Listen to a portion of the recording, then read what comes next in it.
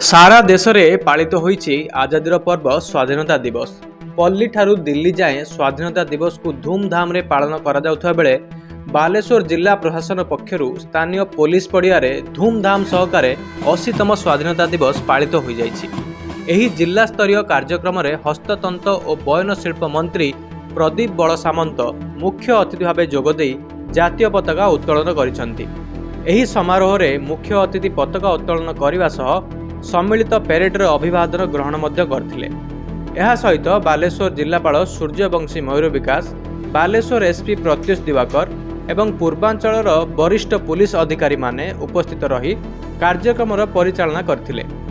पड़िया रे बहु संख्यार साधारण जनता, छात्र छात्री और विशिष्ट व्यक्तिविशेष जोगदे देश प्रेमर एही पवित्र उत्सव को उपभोग करथिले। सेहीपरि भावे विभिन्न क्षेत्र में पारदर्शिता लाभ करिଥିବା प्रतिभा को मुख्य अतिथि सम्मानित करथिले। समाज सेवा क्षेत्र में गीतांजलि पीस फाउंडेशन अध्यक्षा एस गीतांजलि सम्मानित होइथिबा बेले एभली प्रतिभा सम्मान ताकू आगामी दिन में प्रेरणा जगाइब बोली प्रतिक्रिया रे कहिसंति। जो स्वाधीनता आम पाइचे याकू आम सहजरे उपलब्ध पाई जाइने, तेणु आम याकू एत हल्का भाव में न नहीं केते लोकंकर बलिदान त्याग ताकू आम कष्ट करी स्वाधीनता को पाइचे। तेणु आम भारत केमती एक अखंड भारत बनइबा, भारत को प्रगति पथ आहरी स्पीड आगे नवा, आर्थिक स्थिति हो, सामरिक हो, सब शिक्षार हो, स्वास्थ्य हो, गमनागमन हो, सबुतरे भारत सारा विश्व जमी विश्वगुरु रूप से प्रतिपादित हम से आम समस्ते चेष्टा करिबा एवं जो बलिदान लोक मानकर महान पुरुष मानकर बलिदान आज आम ये स्वाद चाखुचे, स्वाधीनता स्वाद चाखुचे। आगु आम सब मन रखा उचित।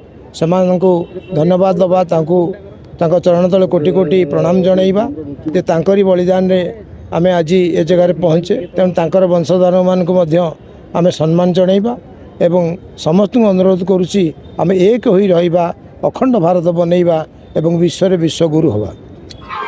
सर्वप्रथम मो गीतांजलि पीस फाउंडेशन पक्षरे भारत रे स्वतंत्रता दिवस अवसर रे आपण मन को हार्दिक शुभेच्छा जनाऊँगी।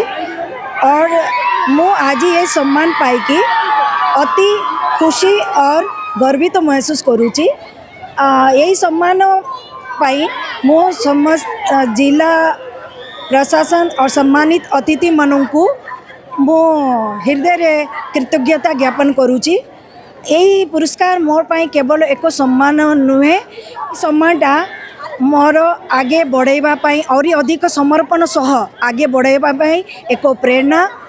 और मो आगो को ए भलिया जरूरतमंद लोकों को कार्य करी मानवता सेवा प्रति निजे दायित्व निभेकी पूर्ण निष्ठा सहित मो पालन करी। धन्यवाद।